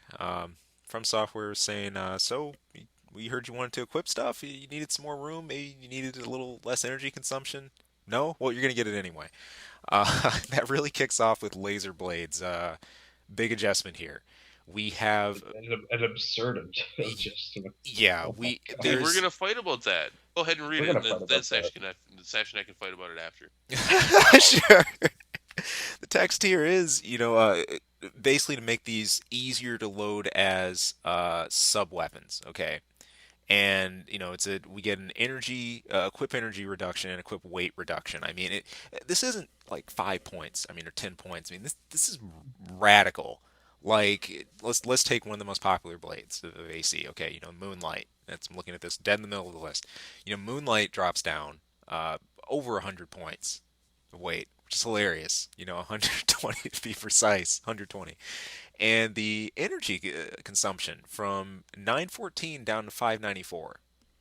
I mean, quite substantial. And Yeah, this big deal. Yes, no. this isn't just limited, to Moonlight. Obviously, we go into our the XO 99, another moon that comes down, and generally, if you're a blader or if you are thinking about equipping a blade in any capacity, you really need to take a look at this. This was something that'll leave you. Well, you already have more space, likely with the way weights change. But now with these coming down as well as their consumption, and for me at least, the consumption's the really really big factor there. This should enable you to really hang her off or secondary that blade if you were thinking of doing so already.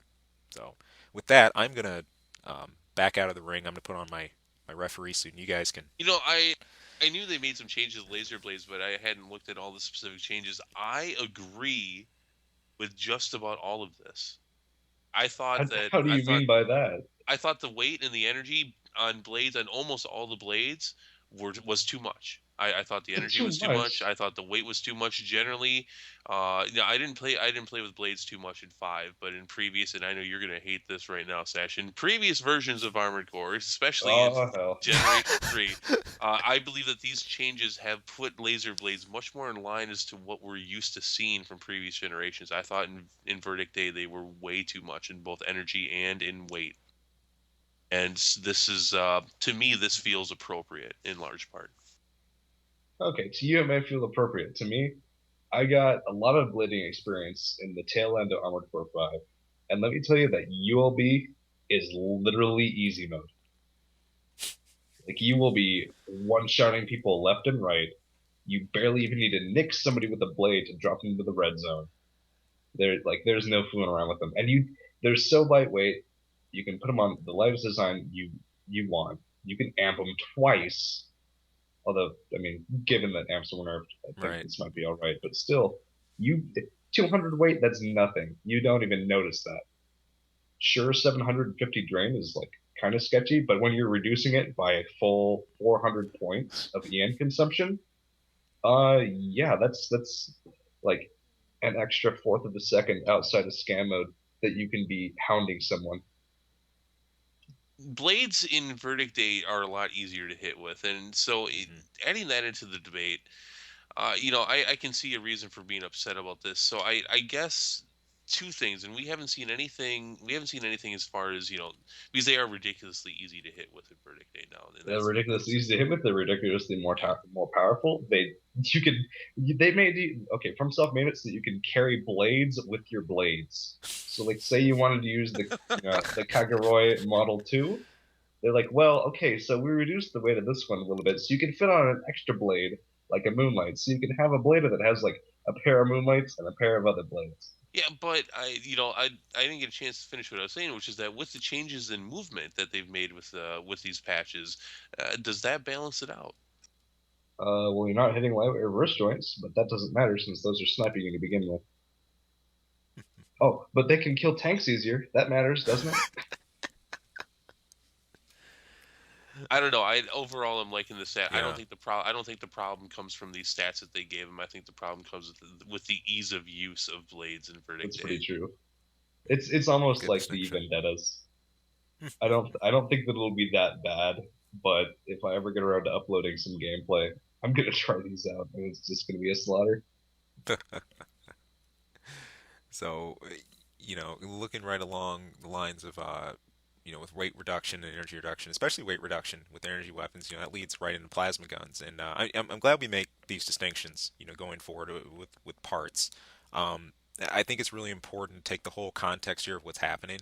As you're starting to see with all of these patches individually, you can see an entire picture building up, okay? And we have all of this stuff at once. So looking at all the changes, not just what you get weapon-wise, but what's happening with the internals on your AC and your external performance and your mobility, super important, I think, to look at here, because all these factors are going to come in. But here you have, the plasma guns.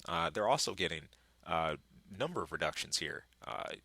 You've got, the Fujinami Model 1 down from 746 to 566 weight. The Masuaro from 1294 down to 994.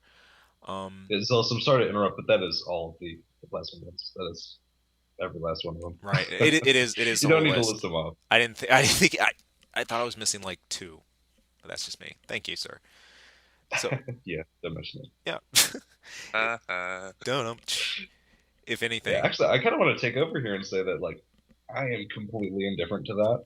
This weight what with reduction, like plasmas? that's oh, stupid. Like, let, why are they even doing that? I mean, Like let him read his notes. they're a super niche well, weapon. this Sure, leads they're a complete counter to like certain types of builds, like slow things in conquest, like quads. I'll lead a quad alive with a plasma gun, that. but making them easier to carry, I don't want a bunch of lightweights running around with dual lamp like plasma Well, guns. you kind of steal that It's point. These foolish. aren't weapons you see all day long by any means. It's not like they're the beauty pageant popularity contest. I mean, that's pretty known by this point. I think a lot Yeah, of they're people, no Lotus. no, a lot of people, and myself included, I think tried these things when AC first hit. They never took me aback much. Okay, like I've never been too impressed with plasma guns as a whole. So it's a minor thing, but those of you out there, if any of you are into them, Redux there nonetheless. The one that's more interesting, I think funnier too, on the note, improving the cordless handset capability for those of you who like your phones. Um, it's the Sentry gun, and these kind of made It's too funny. I love the way it's worded. These were fun. You had a number of these here, not just the energy sentries, but the missile sentries too, that had an increase in ammo. And for whichever reason, this is one I didn't really expect. Uh, coming into it, sentries had gone so long. I think the way that they were, that an adjustment in any form or state wasn't really what I was looking for around the corner. But hey, cool, fun. I mean, Yeah, I I don't know what would motivate them to change sentry guns, but missile sentries are my number one fave, probably out of the whole category. So it's cool to see them get some extra ammo count, especially for any psychos out there who enjoy running uh, quad FCS sentries. The maximum. I'm oh losing the name god. right now. Yeah, if you really want to do your sentry storm, hey, now you get some more ammo to do so. Uh, Going off of that though, as we move into the shoulder units, That's not the shoulder unit. That's the solder units. Sold are you bit sold out. dull? Great Sold are correction. you bit dull? More missile changes. Oh my god. Missile changes, but some other important things that some people would say are just semantics. But here you have some really individual parts being looked at here. That this here's a real surprise: the UAV, the counter gun, the bomb dispenser. Hmm. Items like that. Like initially, I think usually when you hear about shoulder, you say, "Oh, missiles, surely, right?" Well, no. I mean, here mainly what you have here is more allowance for equip happening. You've got some energy reductions, you've got some weight reductions happening, essentially making these things easier to incorporate, if you will. I know some people messed around, with UAVs and everything. Another thing I'm not too into. Same with the optical shaft and the rest of the list, the way that goes on. But there's another interesting one in this list I want to highlight. That's the counter gun change. Um, this was a funny one. I think I always think back to Vanilla 5 when I see this one because I remember when people were first testing out over weapons and seeing what shoulder weapons actually link with those and what didn't. Some people were overjoyed and they said, "Oh my gosh, I can counter gun while I overweapon or while I sentry." But for the most part, they kind of live in a bit of obscurity. They're not a mass part that you're just going to count on seeing every day of the week. But Well, actually, I gotta stop you right there. There was one bad experience that I had with oh counter sure, guns, yeah, and that was a guy used a very dedicated build with a counter gun, a Strakoza, and a USG, which USG is a shotgun. hmm And dear God, that high impact force counter gun will rip any heavy apart any day of the week. There was nothing I could do about that. I mean, like fair we enough. would have very close fights, hmm but the second he'd nail me with that, it would be just a full second of free damage. And Strakoza with 199 firing stability, you don't want to stay around in one place for too long. But I think you nailed it on the head. It's specialization. If you It's have it's certainly a heavy amount of specialization. if you have a genuine focus with these things, and if you're really looking to do the dedicated punch, it's possible. And I also find it hilarious you mentioned free damage. I know you're not trying to, but you have pointed to a very, very, very nostalgic reference. We've often talked about the counter guns being one of the most similar things to an EO core that we currently have in AC5/Verdict Day, and there was a core of legend called the E2 core that people would joke that gave you free damage, and it was a Oh solid core. boy. Ironically, it was a solid core, very popular during the Nexus and Ninebreaker era that you used it. It was extremely accurate, and it's really funny to hear that term again. And paired with this, a counter gun of all things. I mean, I just figured I want to Are they highlight that. are Extreme people damage, saying extreme that? accuracy, People free. are people saying that now? Am I hearing that right? What about counter gun free damage? Yeah. No, no, Countergun's not free damage. Countergun is useless. I mean, except in the Oh. rare no, case no. where I get destroyed by it. Right, yeah, no, I was gonna say I think I'm starting to get the feeling that Sash would laugh at most of my builds. I probably would. I'd stomp. No, I would purge my weapons It's with like, care. yes. yeah, yeah. You said as Yeah, much as I you think, really hate man. it. I really hate it when I think like I'd probably just have more fun trying to kick someone than actually fighting them normally. But enough of me being narcissistic. I do have one of my three main ACs does have some of the counter guns going, the shoulder guns. No, I enjoy them. They're fun. Mhm. They mix well with the rest of my arsenal. There you go. Yeah, there was actually I don't want to falsely report this, but in ACV you could do a really sketchy kind of glitch math thing with the counter gun, a PMG, and some form of CE damage.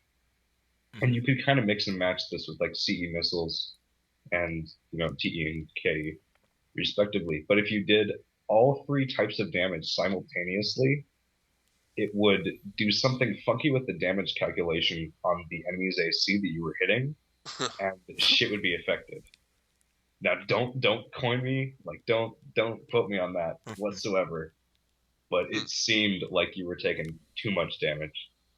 Hmm. We love our Interesting. conspiracy theories. And I'll complete discount that the second you hear that. But if this happened to you, then I sympathize. Oh my Did god, I think we're out of patches. Are we out of impossible. patches? Well, no, we got more stuff to talk about. There's a little bit more that we are out of patches, which is true, but there's a little bit more within '07 that deserves a highlight. It's as we're wrapping up, the counter guns. It's important to note the the capacity, and again, that's ammo capacity here, which was on the down for both of these, but there was an increase in the firing speeds. So Fair enough. hey, although I believe the what was it? Was it the 500? I think there was one that was just firing speed adjustment. Didn't go through the capacity adjustment as Yeah. well. But yeah, so it's you've got some other really minor things here. If you kind of like using your bells and whistles, the optical shaft and the bomb dispensers. The bomb dispenser is one that I've definitely shaved away from I'm gonna since test that RE5. out. Actually, I have to point out something here. Yeah. Is there's this little interesting thing that says improvement of 80 to 120 120. Yeah. firing speed, which is the muzzle velocity, Hmm. as well as capacity. And then it says to extend the range as the shoulder version And shotgun. shotgun. Yeah. That that strikes a nerve. I'm not sure what the heck FromSoft is tripping on when they said that, but Bomb at the same dispenser. time, a shoulder shotgun sounds really good. Yeah. I Bomb, would dis- be totally happy with a slug gun. bomb dispensers have a history in Armored Core. They've always been there, and Hmm. they've always been they're easy to pick up, hard to master. I can think over the generations of bomb dispensers, and I mean, if you there was always a couple guys that would learn to master these things, or at least say Yep. that they did. They never had much of a presence. I think I saw them once at a tournament, and but these were always something where, like, if you could manage to master these, it was kind of a prideful thing. It sounds like maybe they've made it a little bit easier, but in doing so, they've actually piqued my interest to try them. Yeah, I agree with you, Tearson. I definitely want to try these things out. In addition, I'm not sure if it was the intent. I don't know if the old school urchins from Nexus were grouped in the bomb dispenser category. Probably not. I don't know if the mine and bomb were separate. I honestly cannot remember the listing. But It's always been a little fuzzy. yeah, it is. If it was though, if someone feel free to correct that. But if it was bomb, I think that's one of the few highlights we've had where they didn't function as a deployable hover, where they literally stuck to a surface and you could just fling at someone. Usually people would just fling them at people for huge damage, and I laugh and lean that direction again. So hey, one of those little things you might want to take a look at. I Yeah, that believe does sound really cute. I believe for some of the blading events, if not all of them, for ACMMs, non-locking items such as bomb dispensers were allowed. Hmm. But That Am it's I sounds terrifying. yeah. am I right with that, Zealous? Am I remembering that correctly? Where you could actually use some of these weapons? At least I mean we stuck to pure blades obviously as much as possible. I believe there was a restriction on like which weapons could actually be fielded, but these I never remember seeing a specific ban on. You make me want to go back in the archives now. That deserves a dig. But no, I do not remember these being specifically mentioned. I'll have to So look. yeah, If but they weren't allowed, I know it was debated yeah, because when setting up those blading events, as they were from in the most part they were for free for all, for people right, going at it at once, and it was chaos, and you wanted chaos, but you also want to give people right. options. I mean, non-locking, close range, funky weapons like You that, did. and That one's th- yeah, that one's in the air just a bit, and I say that about no specific mentions because not just of oh well they were never banned, but no, but these never I don't remember these specifically appearing in lists. So hey, it's worth looking at. I'm gonna have to check that out. So other than that Speaking though, of other stuff to check out, we got optical chaff changes. yeah. I was gonna say other than that, we've got just some minor adjustments here, specifically to quote, enable continuous use in the reduction adjustment of capacity and reload time in parts of the following. Individually change the operation concept. You've got a slight reload time shift in a few of these, okay, but then you have a capacity shift as well in these two, and that's a little rad. Like they have some footnotes about this too. Um, Specifically the shaft effect, since the effect time and the standard reload time is about the same for both effects, continuous use is possible. So basically, you shouldn't have as much of a gap time between these. So like the window should be much tighter for usage. Obviously, when you use these, you want to get your camo and cloak up efficiently, and to have that run, making things patchy and spotty, using them can be rather counterintuitive for equipping these things in the first place. So bringing them in line in that regard, I think it makes sense. It's a sensible change. Again, not one I expected really, but a sensible change to these just to ensure okay, there's this part, but is this working as cleanly as possible? And I think this is an instance where you have that. So Yeah, I think certainly this could be some kind of gimmicky thing you could do with optical chaff. I just had right. a vision in my head that you could come out of like a recon jammer cover Hmm. with your optical chaff going, keep that up for a full strafe, and then go back into hiding. Hmm. And that whole time that you're exposed, you will be harder to hit. Tactics and tactics and tactics. Now let's see you do that with the UAV too. Oh, wait, how would I use optical chaff on UAV I'm jacking with simultaneously? you, man. No, you can go play AC Pac-Man with on one side. We'll leave it at that. All right, so But other than that, that really brings us to the end of our list, what we have in terms of patches, and taking these in their whole and their totality, there's quite an enormous list of changes here. Yeah. So as you look through Verdict Day, as you tweak your designs, your builds, even those of you who are prepping up for exhibition season on the way, take this information, take it to heart. Look at your builds closely, look at what's happening. Do not leave a stone unturned. There's plenty here, and chances are it's affected you in some way. Maybe in a lot of ways. Who knows? But in any case, review, examine, tweak, modify, design. If you guys want to post up, you got any notes about it, any of the changes, how you've enjoyed them so far, how you haven't enjoyed them, what you hated, whatever you want to write about, your favorite recipe, by all means, favorite recipe. you can post up. We're going to have a topic thread for this specific podcast discussion over at ACL. I will be sure to leave a link in the description if you're looking for that. You can also always drop us a line. I believe that we have not shifted just yet. We still have our Ravens Voice ACL at gmail.com. If Yes. you're, if you're looking to send us a line about that, and drop them by the TRV site. Again, we're going to be parsing these podcasts. We're going to make sure to have the audio version. It's going to be up faster than the YouTube version, but you are going to be seeing changes to our page, to our YouTube page, and to the rest of the things to come. Did So you tell them about Facebook and Twitter? I did not. And Oh my God, how could you Oh forget this? snap! I'm on this roll here, so I may as well go right into it. Don't forget, we are also out in different spots that we have not, well, advertised a whole lot before. We No, oh, and my one failed attempt at Facebook, that was horrible. So I kept my mouth shut until recently. If you are looking to check out our Facebook page, come on Facebook and stop by. It's facebook.com/, The Ravens Voice Show. Nice and simple, all one word. Yep. And come on by. We'll be sure to be plugging our upcoming events, our upcoming changes there, and everything else. Also, we tend to point at community events whenever we can. Big things like the patch that definitely call for being Yes. reported. And Yes. also, since it's so dear to your heart, and because I know you love it, Tierson, tell them a little bit about our Twitter page. Twitter is my favorite thing in hell. Yes, we have a Twitter page. We just recently put it up. I don't even think we've used it yet, but we will be using it. We will be using Facebook and Twitter regularly. It's been something that people have said would be a lot easier for people to communicate with us on subjects, and I agree. So Hmm. they're up there. Not a lot going out them right now, right at this moment. This is something that we're going to be we're going to strap a rocket on both of them. Yep. So follow us on Twitter, like us on Facebook.